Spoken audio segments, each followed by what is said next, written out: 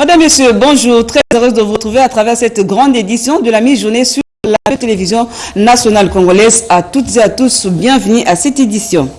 Bruxelles veut remettre la crise sécuritaire congolaise au centre du débat à l'international. Son vice-premier ministre, ministre des Affaires étrangères, l'a affirmé hier au sortir de l'audience lui accordée par le président de la République, Félix Antoine Tshisekedi et Tshilombo. D'autres détails dans ce reportage. 4 mois après sa première visite en République démocratique du Congo, Maxime Prévost, vice-premier ministre, ministre belge des Affaires étrangères, des Affaires européennes et de la coopération au développement, effectue une nouvelle tournée en Afrique centrale. Reçu ce mardi 19 août 2025 par le chef de l'État Félix Antoine Tshisekedi Tshilombo à la Cité de l'Union africaine, le chef de la diplomatie belge, accompagné de membres de son cabinet, a fait savoir que son pays, la Belgique, veut remettre la crise dans l'Est de la RDC au centre des débats à l'Union européenne. Maxime Prévost, qui salue les efforts réalisés par Washington et Doha, s'inquiète par ailleurs de la poursuite des violences sur le terrain des hostilités. Nous avons pu saluer comme il se doit les efforts réalisés par Washington et Doha pour pouvoir esquisser les pourtours d'une paix potentielle dont la population a un besoin urgent. Mais manifestement, il subsiste encore un grand décalage entre les intentions couchées sur papier et la réalité de terrain. Le mois qui s'est écoulé depuis la signature est probablement l'un des mois les plus meurtriers depuis longtemps. Et ma crainte, c'est que, fort de cette signature à Doha et à Washington, fort aussi du côté européen de sanctions qui avaient été prises à l'époque en février-mars, on considère finalement que ce conflit n'est plus une priorité à l'agenda international. Ce n'est pas acceptable. En rapport avec les discussions de Doha, le ministre Prévost s'est dit confiant tout en précisant que la Belgique va continuer d'agir comme vigile sur les questions de droit international. La Belgique a toujours été une grande défendresse des principes de droit international, en ce y compris évidemment de l'intégrité des territoires et de la souveraineté des États. Ce qui n'est actuellement pas du tout garanti ni respecté à l'est du Congo. Et donc, on sait qu'une nouvelle phase de discussion va s'ouvrir dans les heures et jours qui viennent, à Doha. Manifestement, le président Tshisekedi m'a confirmé que le texte qui avait été proposé n'est pas jugé satisfaisant. C'est un élément, en tout cas, qui est important d'avoir en tête. Je veux espérer que tout va pouvoir permettre que les signaux s'alignent pour pouvoir le plus rapidement possible obtenir un résultat. Dans la foulée, le ministre belge a fait savoir que la question d'un dialogue interne a été évoquée pour, dit-il, renforcer la cohésion territoriale. Après Brazzaville et Kinshasa lundi et mardi, l'homme d'État belge se rend à Lubumbashi, dans le Haut-Katanga. Entre diplomatie économique et sécurité régionale, Judith Suminwa Tuluka renforce les liens de la République démocratique du Congo à l'international. En visite au Japon, la première ministre congolaise multiplie les rencontres, nous dit Chimène Dondo.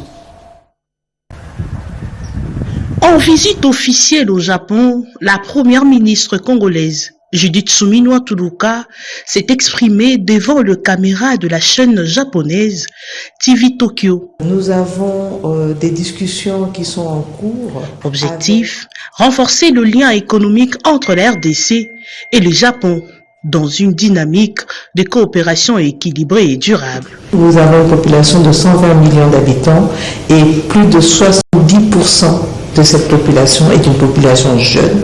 Et donc, dans cette perspective-là, nous avons un besoin de partager les connaissances qu'a le Japon aujourd'hui, notamment, je l'ai dit, dans la formation professionnelle, mais aussi dans d'autres connaissances du Japon pour vraiment améliorer nos ressources humaines, parce que c'est sur elles que nous devons capitaliser pour le développement de la République démocratique du Congo. Au côté projet, le barrage Inga 3 et des collaborations dans les secteurs miniers sont en discussion avec les institutions japonaises.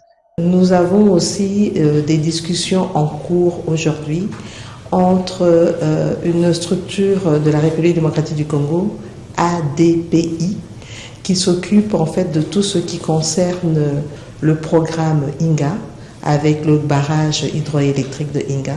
Et donc des discussions sont en cours par rapport à INGA 3 pour voir comment le Japon pourrait collaborer dans ce cadre-là.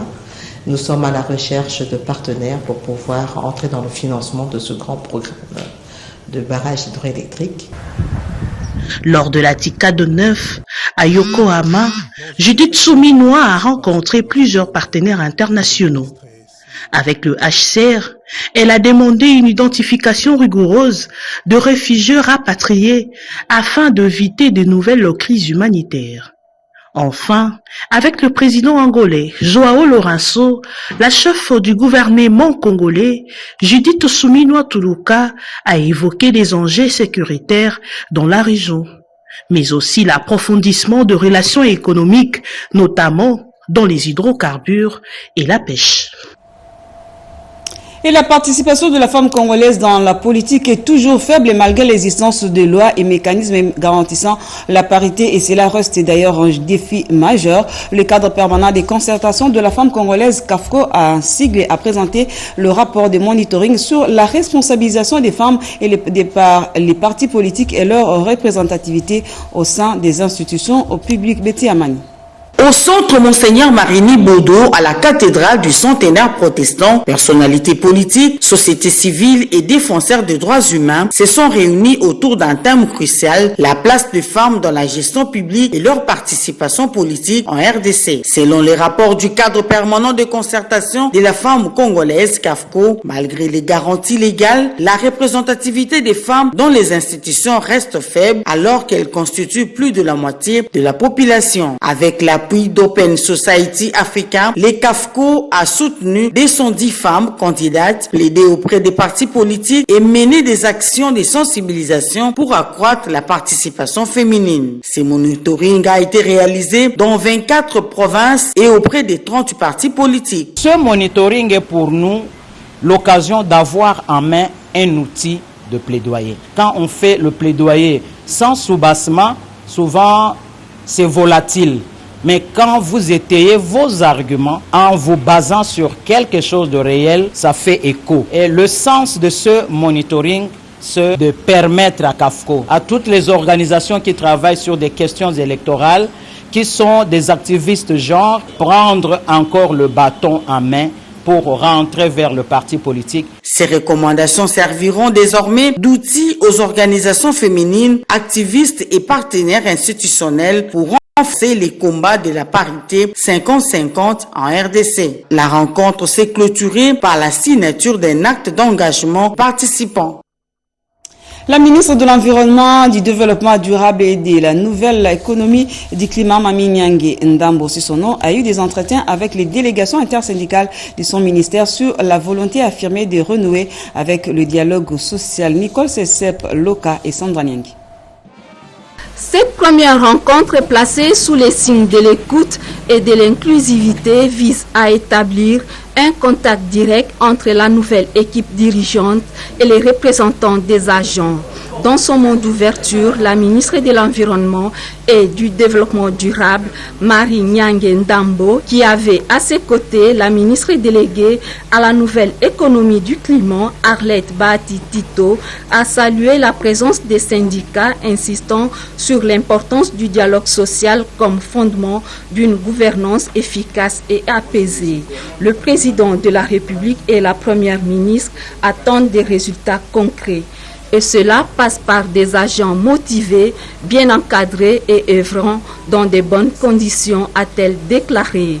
Les syndicats, pour leur part, n'ont pas manqué de soumettre une série de préoccupations persistantes, notamment le manque de communication avec l'ancienne hiérarchie, absence de suivi des doléances et les dysfonctionnements structurels. Certains délégués ont même dénoncé une forme de discrimination administrative vécue au fil des années. À ces préoccupations, la ministre Marie Nyange Ndambo a répondu avec clarté sur la rupture avec les pratiques du passé. Elle a par ailleurs annoncé des descentes imminentes sur le terrain pour rencontrer les agents à leur poste et s'imprégner des réalités professionnelles. Ce premier contact augure d'un mandat placé sous les signes de l'écoute, de la proximité et de la valorisation du capital humain du ministère de l'Environnement. Exactement, et les écoles de la communauté des églises indépendantes se préparent déjà. Les responsables de cette communauté sont en train de discuter sur la réforme dans leurs écoles. Redépendant nous en parle. C'est une évaluation qui s'apparente à une véritable autopsie qui a concerné la marche et le fonctionnement des écoles, les œuvres médicales et sociales, l'environnement et autres au sein de la communauté des églises indépendantes, églises du Saint-Esprit au Congo, Koniko et Seko. Bref, toutes les matières dans différents secteurs de la vie ont été évaluées pour corriger les erreurs, amender et répartir sur de nouvelles bases. Après le décryptage, des recommandations ont été formulées afin de mieux améliorer la bonne gestion au cours des réflexions la journée de samedi 16 août. Les discussions et analyses se sont déroulées en panel de grands chapitres, notamment le secteur de la santé qui a pris l'essentiel avec l'intervention du professeur Yoka exposant sur le projet de gestion. Le certificat d'ambassadeur de la paix a été décerné à son éminence Monseigneur Zéphiré Fumapanda Malamba par DGA du Fonds national de sécurité sociale FNS, Maître Alice Mirimou, pour des efforts combien louables qui accompagnent sa vision du reste partagé avec la vision de la DGA du FNSS. Nous sommes à la fin. L'idéal, c'était le renforcement des capacités, des activités scolaires. Nous sommes la Koniko et Seko, partenaires du ministère de l'EDIC. C'était important pour nous, à ma qualité aussi de coordinateur national, de faire parvenir les gestionnaires des entités décentralisées, les faire comprendre des réformes qui sont initiées au niveau national par le ministère des tutelles, afin qu'ils puissent les mettre en pratique. Nous rendons d'abord grâce à Dieu, à son éminence, qui est le visionnaire d'organiser cet atelier pour renforcer les capacités de nos gestionnaires. Nous demandons à l'État congolais de nous payer. Démarré le 14 août dernier, ces travaux consacrés à la réforme du système scolaire pour les écoles conventionnelles de la Koniko et Seko se sont clôturés le dimanche 17 août 2025 dans une ambiance de culte religieux.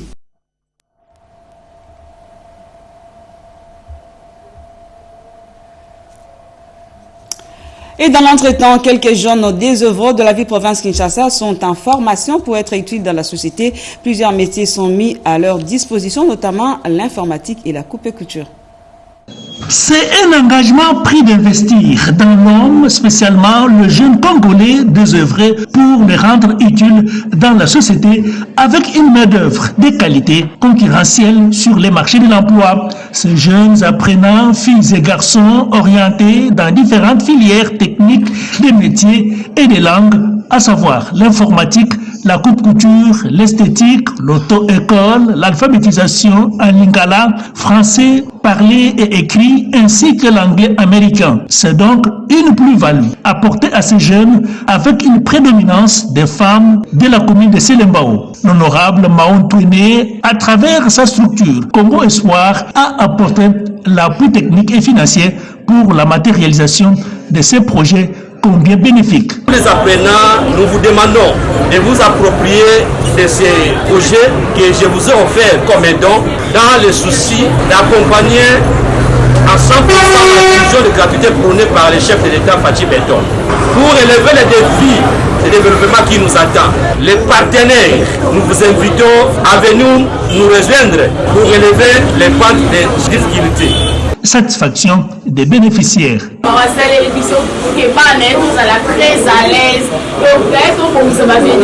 Cette action s'inscrit dans la vision du président de la République, Félix Tshisekedi, avec l'axe formation professionnelle et l'entrepreneuriat pour une véritable auto-prise en charge socio-économique, mais aussi et surtout contribuer dans la gratuité de l'enseignement. Les professeurs de l'INIKIN étaient en assemblée générale hier mardi. Ils ont parlé entre autres de leurs prix, mais également des démarches engagées pour le dossier véhicule. Grâce Marosso. L'assemblée générale ordinaire tenue par le corps professoral de l'université de Kinshasa a eu pour objet l'accueil des nouveaux membres du comité exécutif de la PUKIN, l'institution des démarches engagées dans les dossiers véhicules, primes internes, assurance santé et tant d'autres. Après débat et délibération à huis clos, l'Assemblée a adopté les résolutions suivantes. La PUKIN exige l'exécution concrète et immédiate des engagements sur les véhicules de professeurs, les paiements effectifs de la prime de recherche, l'intégration du solde au mois d'octobre 2025, la tenue dans un bref délai des travaux de la commission paritaire de suivi afin de fixer une fois pour toutes les barèmes applicables aux professeurs des universités de la RDC. Par rapport aux problèmes internes de l'UNIKIN, après ce contrôle physique, la POUKIN exige l'éradication de tous les déserteurs et des fantômes académiques, scientifiques et administratifs des états de pays. Par ailleurs, la POUKIN exige que les libérations soient tenues immédiatement après chaque session pour éviter d'encourager les étudiants insolvables et retardataires. La POUKIN demande à ce que les dépouilles mortuaires des professeurs soient exposés sans distinction devant les bâtiments administratifs. Concernant le dossier véhicule, ces hommes de science comptent organiser un sit-in massif et déterminé à la primature dans les tout prochains jours. Si rien n'est fait dans l'entretemps, ont-ils annoncé. Les conseillers communaux se sont retrouvés le lundi dernier en plénière pour la deuxième session ordinaire. La cérémonie d'ouverture a été présidée par le président de cette coopération, nous dit Paulette Lomba dans ce reportage. Lundi 18 août 2025, journée consacrée à l'ouverture solennelle des sessions faisant partie des traditions séculaires qui rythment la vie de cette institution parlementaire. Le président Joshua Kasongo a présidé la cérémonie d'ouverture en présence du bourgmestre de Mongafula, du questeur de l'Assemblée provinciale de Kinshasa, des élus provinciaux ainsi que des différents invités à la manifestation. Le représentant des élus municipaux a démontré l'engagement de son institution pour le développement de la commune. Déterminé à redorer l'image de Mongafula, Joshua Kasongo a fait le point. Nous avons conscientisé les élus locaux, donc les conseillers communaux, à prendre le destin de la commune en main parce qu'il y a des élections qui s'approchent. Donc nous avons profité de l'occasion à l'ouverture de la session d'aujourd'hui pour interpeller les élus locaux à faire un choix convenable. Notre population, en fait, il devait rester vigilant. C'est vrai, continuer à nous interpeller, mais aussi devait attendre le choix d'un bon bourgmestre. Nous sommes là pour les écouter et aussi nous sommes là pour les représenter tels que nous avons été élus. Les peuples ngombe de cette province de la RDC sont appelés à l'unité et à la cohésion pour défendre la patrie. L'appel a été lancé par l'un de leurs en la personne des fidèles Tingomba. Et d'autres explications, c'est dans ce reportage signé par Renette Goulonga. Le peuple ngombe répandu dans cette province de la République démocratique du Congo, à savoir l'Équateur, la Mongala, le Bazouélé, le Sud et Nord-Bangui, la Chopo et une partie de la Chouapa constituent les symboles de l'unité aux côtés d'autres communautés pour renforcer la cohésion nationale. Très habiles dans l'armée et la police nationale congolaise, ces peuples ont une identité particulière et contribuent énormément dans la défense de la patrie. De ces faits, le peuple ngombe reste attaché à des valeurs socioculturelles et ne cesse de soutenir sans condition les actions du chef de l'État, Félix-Antoine Tshisekedi Tshilombo, pour relever le défi contre la guerre imposée à la République démocratique du Congo. La rencontre dimanche dernier à Limité, sous la direction du conseil spécial de la Premier ministre Judith Suminwa Tuluka, à la personne de l'honorable Fidel Tshingombaï, a permis à cette communauté guerrière et agro-pastorale de sensibiliser le peuple ngombe Bukwabi à l'unité, cohésion et l'amour de la patrie. C'était une occasion aussi d'encourager et féliciter le président de la République pour les multiples efforts, aussi bien diplomatiques que sécuritaires, dans la recherche d'une paix durable sur toute l'étendue du territoire national, principalement dans la partie est du pays. L'honorable Fidel Tshingombaï a insisté sur le caractère apolitique. Les Ngombe sont voués à l'agriculture, la pêche, chasse et élevage avec des atouts de défense et la protection de sa terre avec ses ressources naturelles.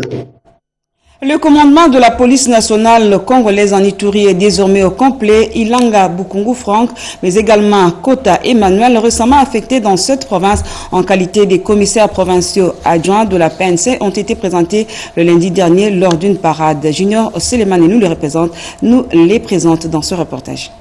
Les éléments de la police nationale congolaise en Ituri sont appelés à rester en état d'alerte maximale afin de faire face à toute éventualité dans un contexte marqué par les menaces persistantes de groupes armés dans la province. Pour accomplir cette mission avec professionnalisme, le commissaire provincial de la PNC, le commissaire divisionnaire Ngoï Sengelwa Kiyou, a insisté sur la discipline et la vigilance dans la conduite des agents. Il a notamment exhorté le policier à s'abstenir de toute consommation de boissons fortement alcoolisées. Ce message a été lancé lors d'une parade organisée le lundi 18 août à l'état-major commandement de la PNC à Bunia.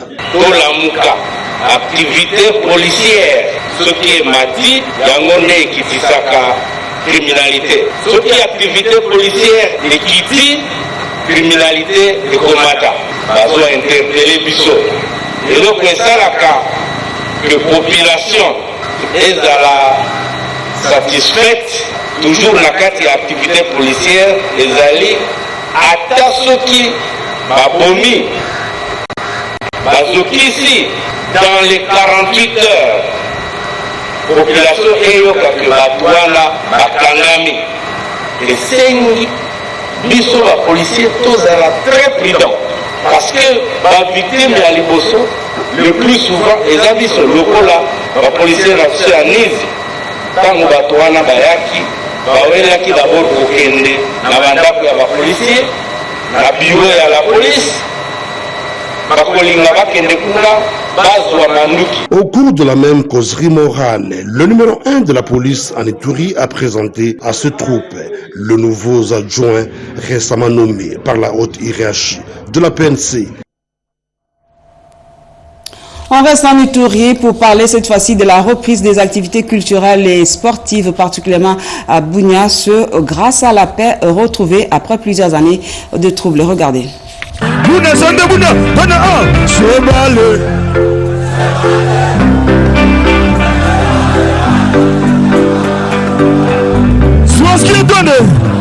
La ville de Bouillon, devenue en séjour un centre où la culture réunit les communautés, dans un stade moderne de Kindia plein à craquer, l'art des Mozart fait parler d'elle. Des musiciens venus de l'autre bout du pays viennent s'y produire afin d'érudire Dembanya Mamoukali et le fils du tiroir Simon Corneille.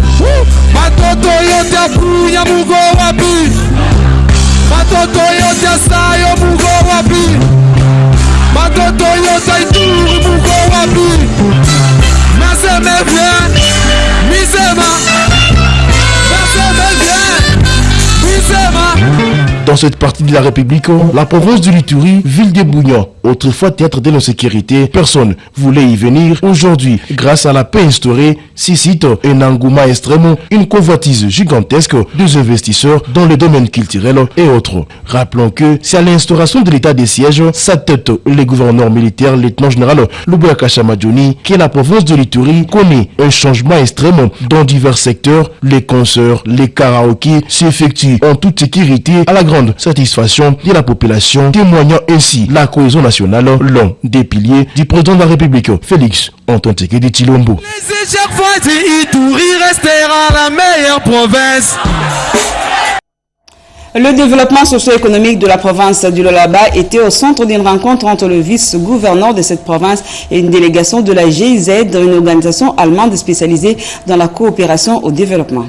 La diversification des revenus autour des mines, l'amélioration des infrastructures routières et l'appui des plans de développement des entités territoriales décentralisées, tels sont les principaux points qui ont été au centre d'un échange entre le vice-gouverneur Clément Moufoundjit Natkarl et la délégation des GIZ, une organisation allemande spécialisée dans la promotion, dans la coopération au développement à l'échelle mondiale. Nous avons parlé sur les 4 projets que nous avons ici à Lualaba. C'est par exemple le projet Progerim, où nous sommes en train d'accompagner les plans de développement avec les ETD.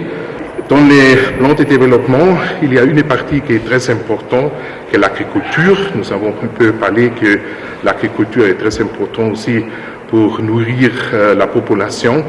Et bien sûr, c'est aussi important d'avoir d'améliorer les routes, non, pour avoir la possibilité de vendre les produits sur les marchés. Et nous avons parlé, et on va ça annoter dans notre rapport, que ça c'est une préoccupation aussi des gouvernements ici, de l'amélioration des routes et de l'agriculture. Selon les chefs des files de cette délégation, Manius Schmid, coordonnateur et chef des projets pour le Laba et le Haut-Katanga, le numéro 2 de l'exécutif provincial a exprimé la disponibilité du gouvernement Masuka à collaborer avec GIZ pour le développement socio-économique de la province. Il a exprimé qu'il est très content avec les projets, mais surtout avec les projets d'hémologues. Il était là aussi, il a accompagné la formation et je pense qu'il est très content. Il a également annoncé que la GIZ est mandatée par le gouvernement allemand et d'autres partenaires comme l'Union européenne et les Nations unies pour fournir des services efficaces et rentables. Religion pour terminer, les fidèles kimbanguistes ont commémoré le 16 août dernier la 24e année de la disparition physique de leur deuxième chef spirituel. À l'occasion, le chef spirituel Simon Kimbangu Kiangani a réceptionné les engins pour la construction du temple. Iverson Kaboba.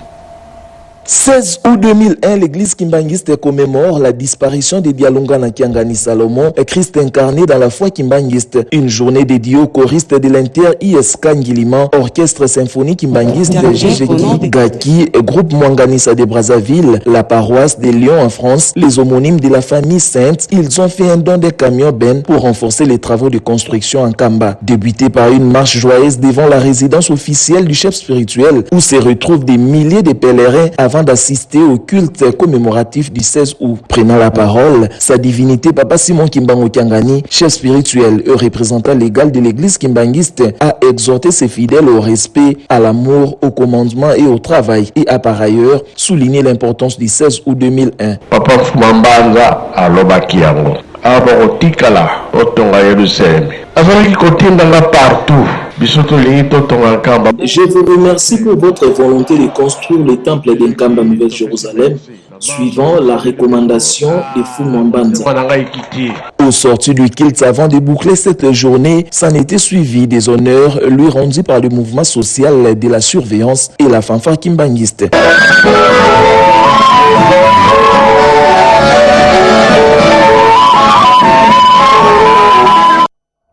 Madame, Messieurs, ce journal d'Angèle Mabiala-Landou est complètement terminé. Au nom de toute l'équipe composée de Nasha Kumpava, André Njeka, Patricia Ungu, Sarah Malili, nous vous remercions de l'avoir suivi et merci de votre fidélité à la chaîne nationale de la République démocratique du Congo. Au revoir.